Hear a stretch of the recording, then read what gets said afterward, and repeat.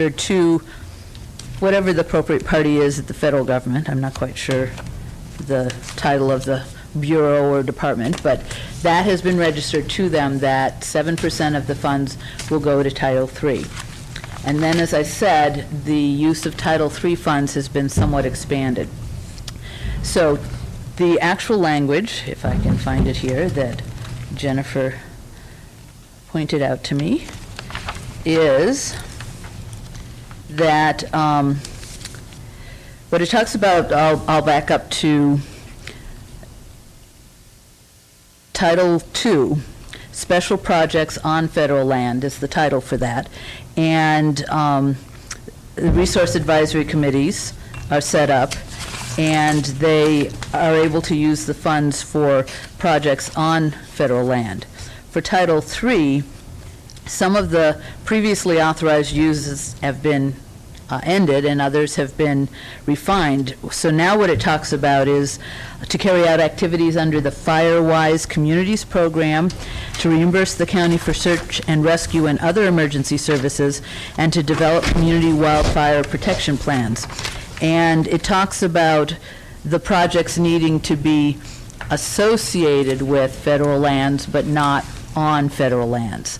So that particular concern about whether or not the aerial patrol is over federal lands or not over federal lands is no longer an issue with Title III. The issue is simply that it's associated, and since we have a large proportion of federal lands in this county, lands around it by definition are associated.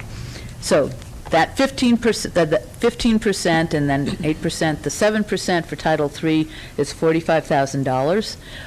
The recommendations came to you via the executive office, where the three parties that are listed for, are recommended for funding, did submit letters to the executive office, specifically to Jennifer Wyatt, indicating interest in these funds. And in the case of Fire Safe Council, they didn't ask for a specific amount, just indicated this is their workload and that they would be appreciative of consideration.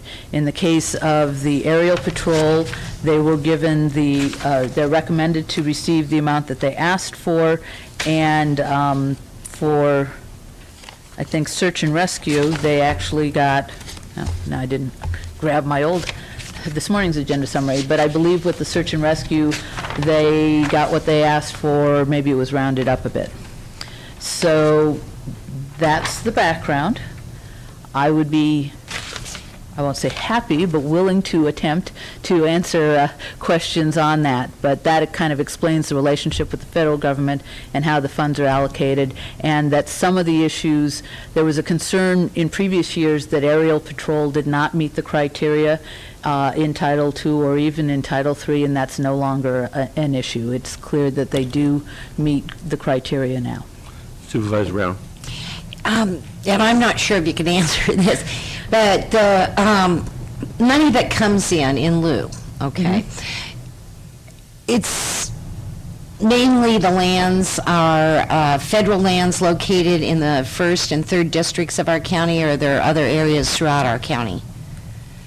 That I don't know. I mean, I would assume that's probably true, but I can't say that there aren't in other parts of the county. I'm not familiar with that.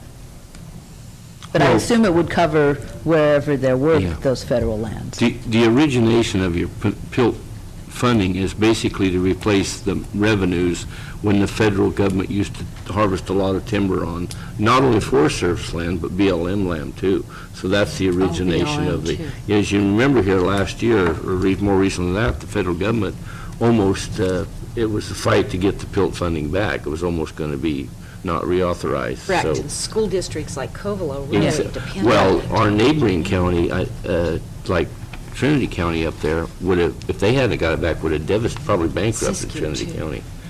I got one question before I go to Supervisor. I'm just curious, why didn't our... I'm 0 for 1 so far. Maybe you can't answer this, but why didn't our Department of Transportation, because we have issues leading into like Forest Highway 7 and portions of 162, which is County Road, and out here at the Mill Creek Dams, County Road, going into access to BLM. Why didn't our Department of Transportation put in a funding request? I think the simple answer to that is only $45,000 that were distributed, and typically this money goes to the fire safe councils and other small entities, like typically schools to do Well, projects and But a things. $20,000 award to the Fire Safe Council is pretty considerable. I mean, you say it's not a lot, but, you know, a mile or two of chip seal in some of these access areas to our national forests would be considerable for our direct Department of Transportation. I just kind of disappointed that they didn't, you know, we get this, well, there's no money. They should at least be getting in the, requesting when there's pots of money available. Yeah, I think simply it was just trying to avoid competing with the local groups that have traditionally used this for funding. Supervisor Smith?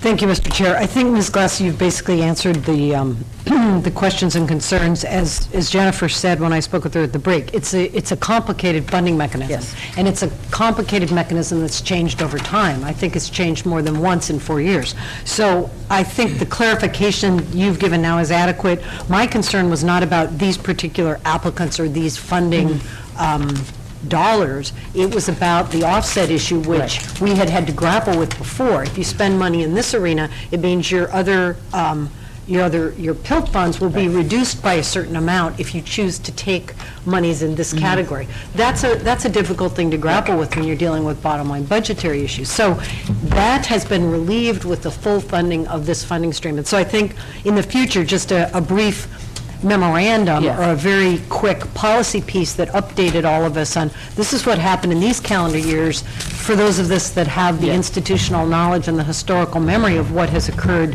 in years past, to just say, okay, this did this in past years, it now does or doesn't do that, here's where we are and here's why we're making the recommendation. That's all the clarification I needed. So I don't have a problem with it. Thank you. Thank you. Supervisor Brown?